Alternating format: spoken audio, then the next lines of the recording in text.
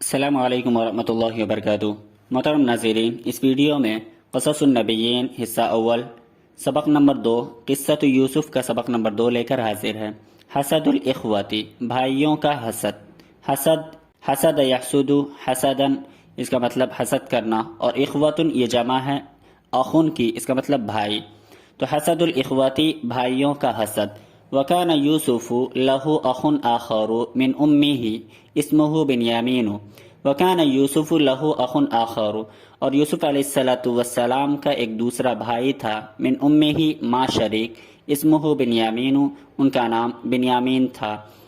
اور حضرت یوسف علیہ السلام کا ایک دوسرا بھائی ماں شریک تھا، اسمہ بنیامین، ان کا نام بنیامین تھا۔ وکان یعقوب یحبہما حبا شدیدا، اور حضرت یعقوب علیہ السلام ان دونوں سے بہت محبت کرتے تھے۔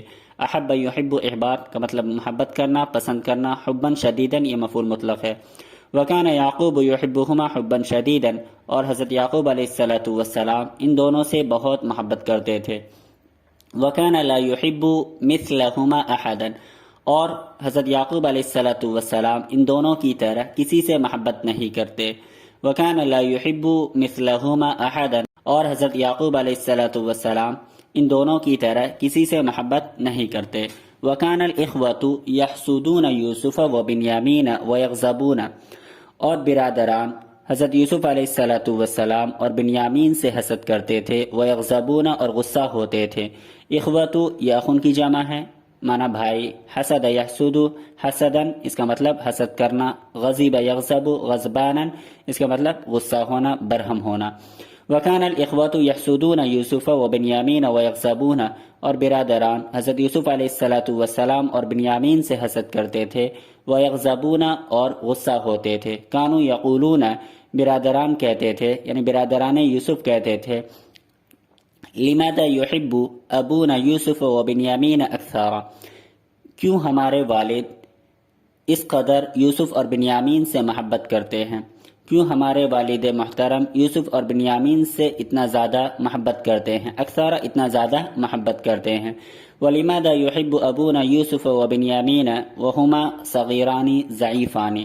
وَلِمَاذَا يُحِبُّ أَبُونَا يُوسُفَ وَبِنْيَامِينَ، اور کیوں ہمارے والد محترم یوسف اور بنیامین سے محبت کرتے ہیں، وَهُمَا صَغِيرَانِ ضَعِيفَانِ، حالانکہ وہ دونوں کمزور اور چھوٹے ہیں، وہ دونوں کمزور ہیں، وہ دونوں چھوٹے ہیں۔ لماذا لا يحبون مثل يوسف وبنيامين نحن شبان اقوياء هذا امر عجيب۔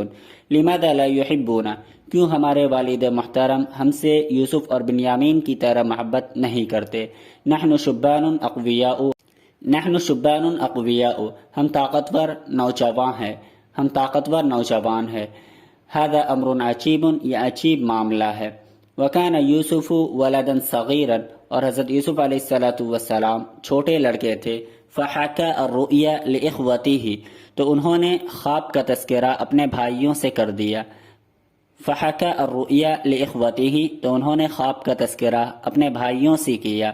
وغضب الاخوة جدا لما سمعوا الرؤیا واشتد حسدهم۔ وغضب الاخوة جدا، اور برادران یوسف بہت برہم ہوئے، لما سمعوا الرؤیا، جب انہوں نے خواب سنا، واشتد حسدهم، ان کا حسد اور بڑھ گیا۔ فحکى الرؤیا لاخوته، حضرت یوسف علیہ السلام نے خواب کا تذکرہ اپنے بھائیوں سے کیا۔ وغضب الاخوة جدا، برادران یوسف بہت غصہ ہوئے، لما سمعوا الرؤیا، جب انہوں نے خواب سنا، واشتد حسدهم، ان کا حسد اور بڑھ گیا، ان کا حسد اور سخت ہو گیا۔ حکا یحکی حکایتاً، اس کا مطلب ہوتا ہے حکایت کرنا، بیان کرنا۔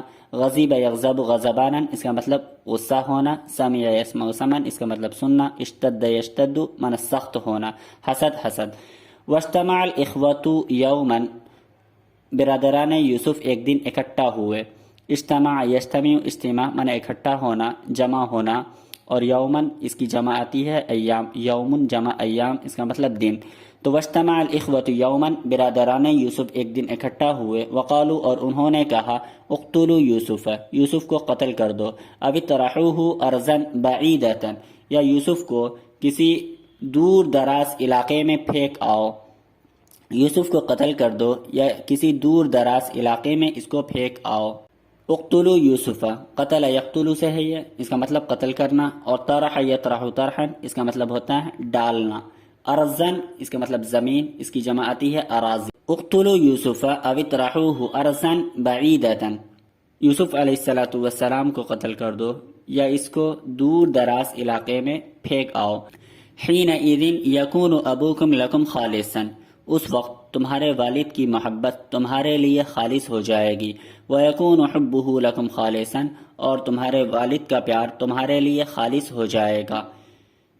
قال احدهم، ان میں سے ایک نے کہا، یعنی برادران یوسف میں سے ایک نے کہا، لا نہیں، بل القوه فی بئر فی طریق یأخذه بعض المسافرین، بل القوه فی بئر فی طریق، بلکہ تم اسے کسی راستے کے کسی کنویں میں ڈال دو، یاخذہ بعض المسافرین، مسافرین اسے اٹھا لے جائیں گے۔